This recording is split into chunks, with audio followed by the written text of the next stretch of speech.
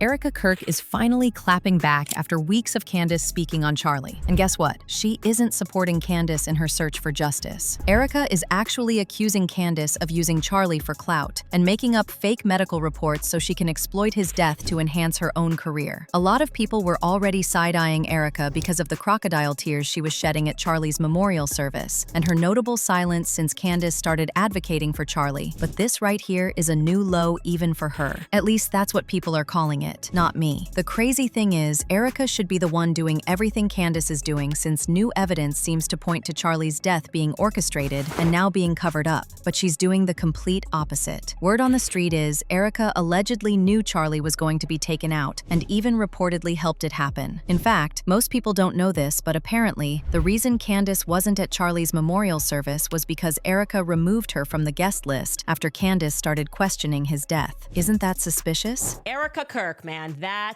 she really is just the moment. The speech that she gave, everybody was just wowed by her.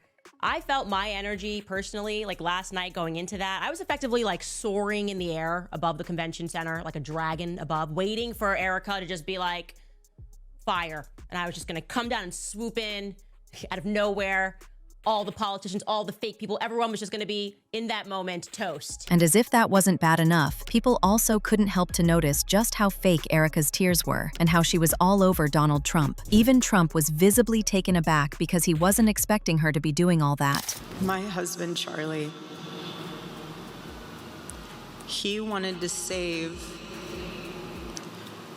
young men, just like the one who took his life.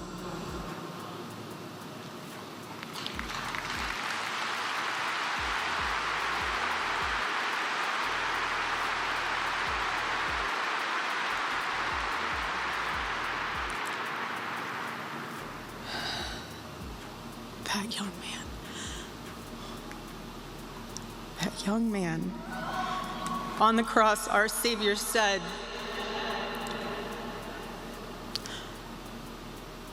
"Father, forgive them, for they not know what they do." That man, that young man, I forgive him.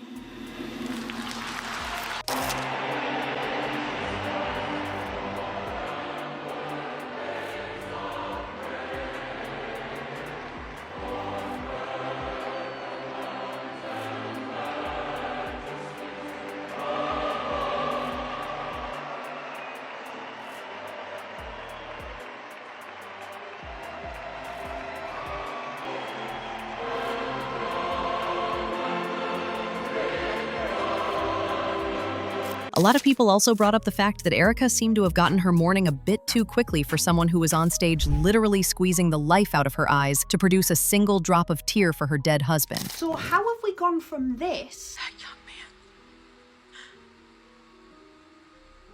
I forgive him.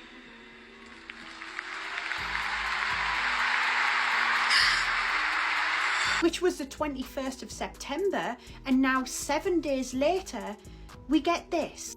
Nothing is changing, but I want to preface, we're not awkward. We're not like weird. We're not cringe. We're not going to be tweeting as if it's him. That's tone deaf and really disturbing. And anyone who does that's like morbidly off. Hey, we're going to be doing about 5 more episodes a week now. So just tell the team and make sure that happens. 3 hours of this, 2 more hours of podcasting. There is just something that just doesn't feel right. It feels wrong. It feels off. And I am trying so hard not to over-speculate, but it's hard when stuff like this has been put out to us. It's just not normal. It doesn't feel natural. I feel like we're watching a performance.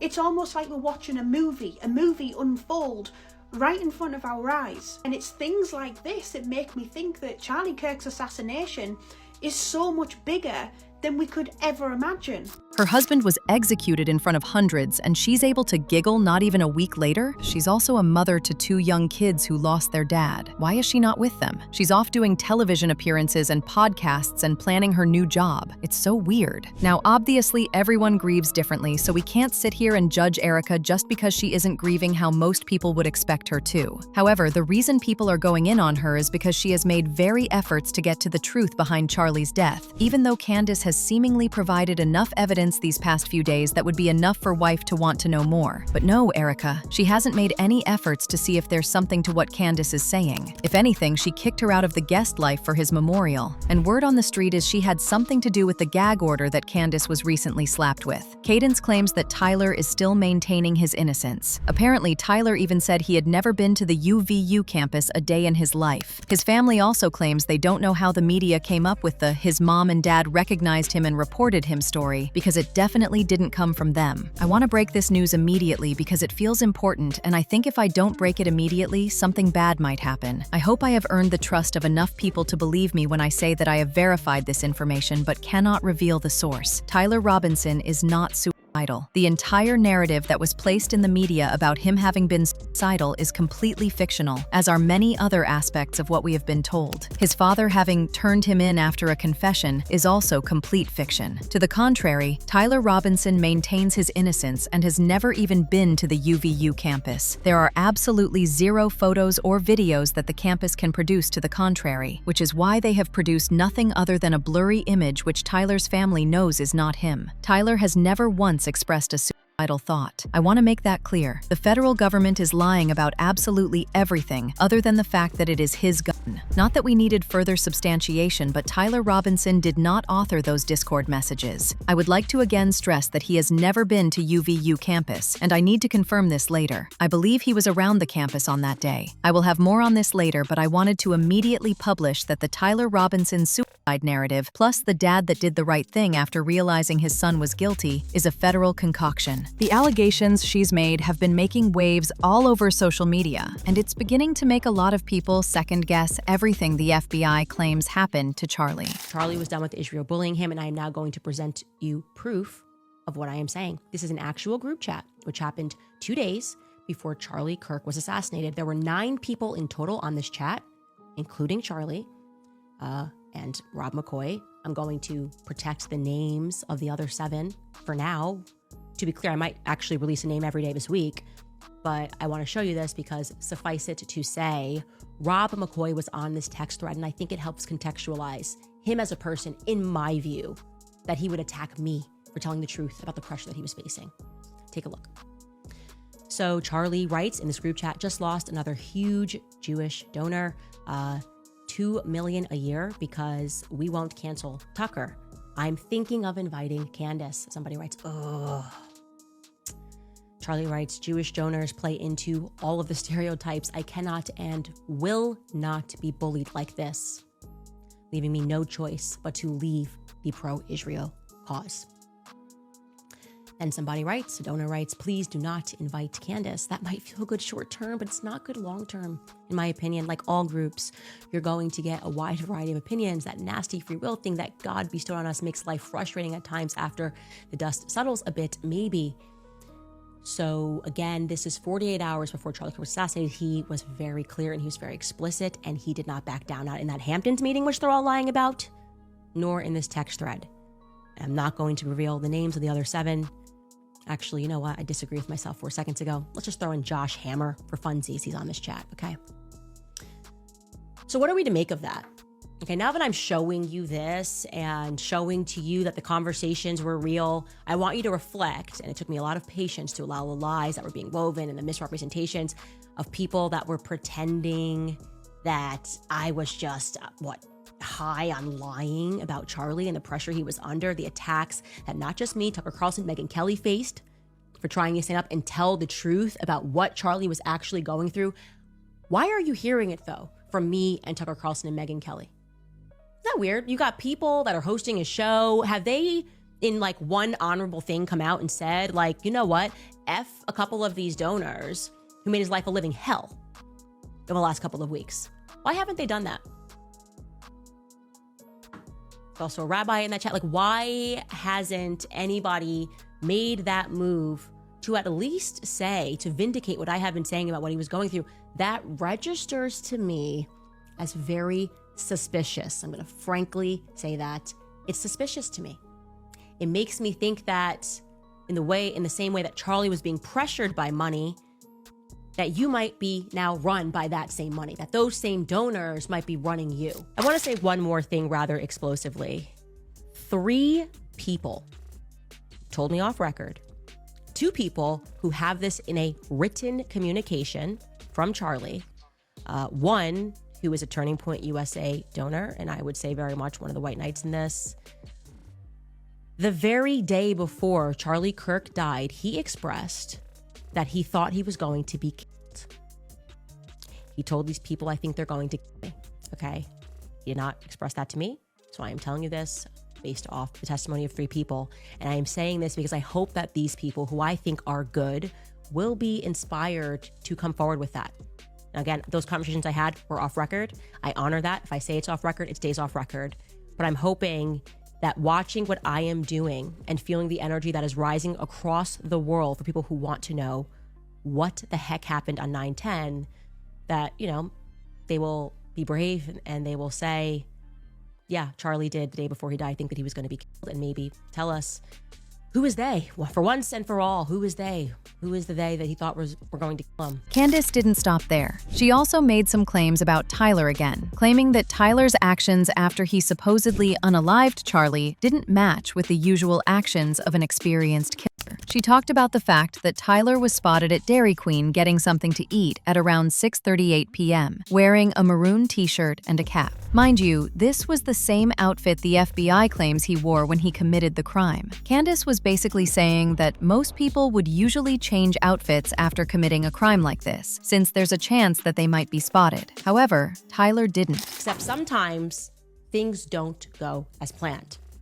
Because before people realize they have anything, or maybe when they're trying to reach out to the feds, they're texting a friend who texts a friend. And the next thing you know, the whole neighborhood in all of Orem has something.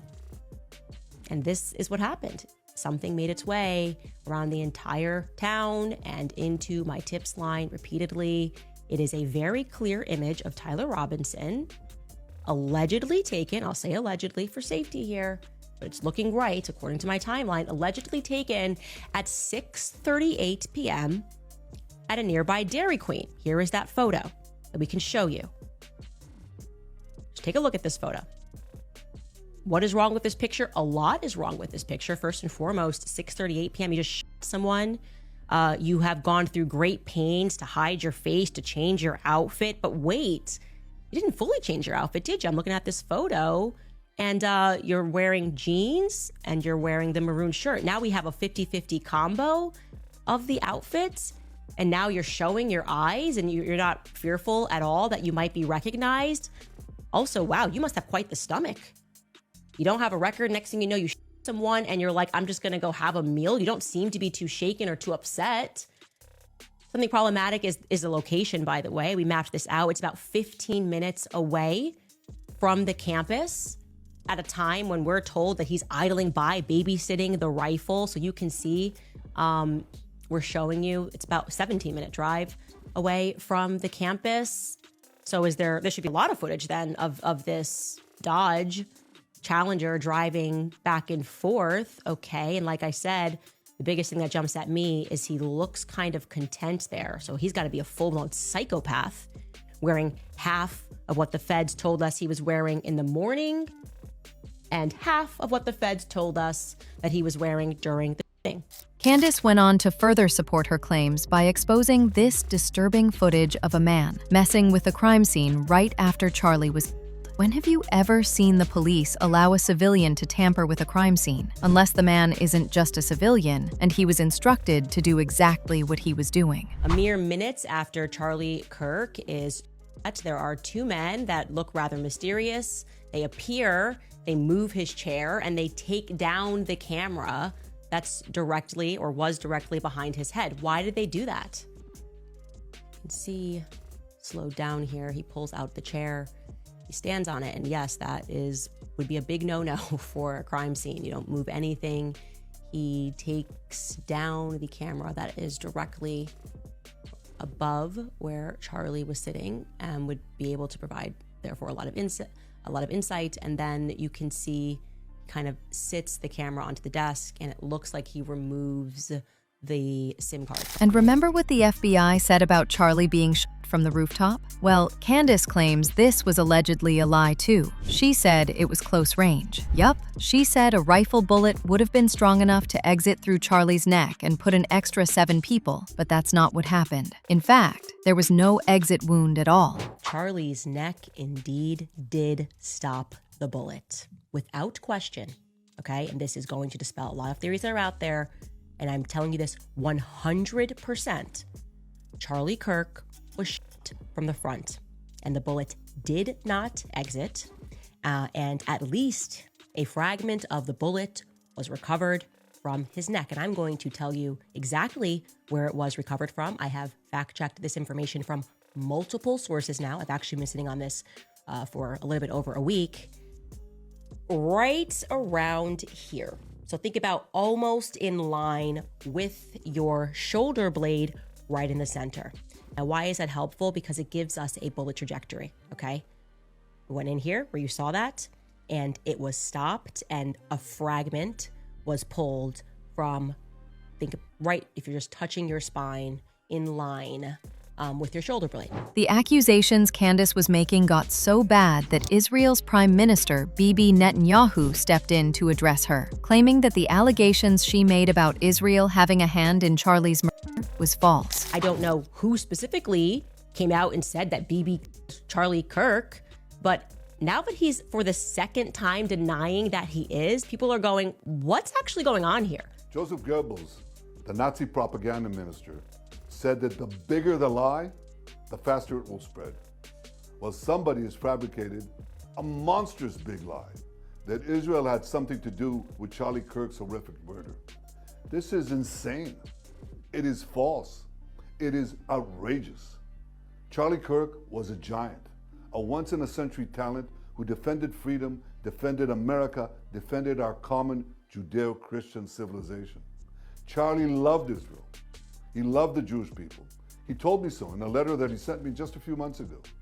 One of my greatest joys as a Christian, he said. Am I lying? Can anybody actually work and assert that I am lying? You can say my name. Candace Owens lied. Charlie said, I'd love to go to Israel. Charlie said, I'd love to have you on my radio show. People were literally scared for Candace's, because if they were really able to take out Charlie, they could take her out too. And it doesn't help that Erika isn't even on her side. Word on the street is Erika actually spoke to Candace behind the scenes and accused her of making up fake documents and files to continue her agenda that Charlie was unalived by his Israeli donors when he actually wasn't. People believe the reason Erika is doing this is because she was promised some form of compensation after Charlie passes. This is obviously just a rumor people are running with, so take it with a grain of salt. But baby, this case is definitely deeper than we think, and Candace doesn't plan to let it go regardless of what Erika is allegedly saying. As usual, people had their own thoughts, like this person who said, Candace Owens is more traumatized and hurt more than Erika. Another person said, I can't wait to see Candace take her down. Gonna save her till last. You can feel it. But now I want to know your thoughts. What do you think about Erika allegedly confronting Candace? And do you think Erika is really involved in Charlie's death? Let me know your thoughts on the comment section below. And don't forget to click here to watch this other messy video.